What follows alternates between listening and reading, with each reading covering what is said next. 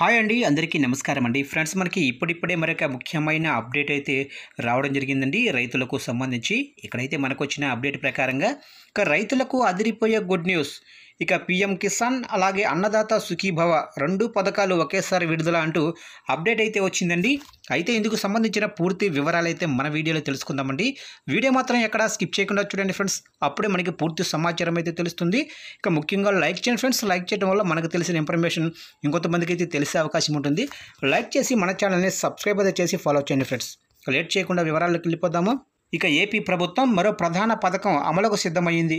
Super 6 పథకాల అమలులో భాగంగా అన్నదాత సుఖీభవ పథకం పైన కీలక నిర్ణయం తీసుకుంటుంది. ఎన్నికల హామీల్లో భాగంగా ప్రతి రైతుకు ఏడాదికి 20,000 ఆర్థిక సాయం అందిస్తామని కూటమి నేతలు హామీ ఇచ్చారు. ఇక ఈ పథకం అమలు విషయంలో ప్రభుత్వం విధానపరమైన నిర్ణయం తీసుకుంటుంది. పీఎం కిసాన్తో పాటుగా ఈ పథకం అమలు చేయనున్నారు. ఇక ఈ నెలలోనే ఈ 2 పథకాల నిధులు రైతుల ఖాతాల్లో జమ చేయనున్నారు. ఇక ఏపీ ప్రభుత్వం 3 విడతలుగా అన్నదాత సుఖీభవ పథకం అమలుకు నిర్ణయించింది. పీఎం కిసాన్ ద్వారా వచ్చే 2,000కు ఏపీ ప్రభుత్వం 5,000 చొప్పున 2 సార్లు 4,000 చివరి విడతలో కలిసి ఇవ్వనున్నారు. ఇక దీని ద్వారా మొత్తంగా ఏడాది కాలంలో రైతుల ఖాతాల్లో 20,000 జమ కానున్నాయి. ఇక పీఎం కిసాన్ 20వ విడతకు సంబంధించిన నిధులను ఈ నెలలోనే విడుదల చేసేందుకు సిద్ధమైంది. అంటే ఈ నెలలో రైతుల ఖాతాల్లో డబ్బులు పడే అవకాశం అయితే ఉంది.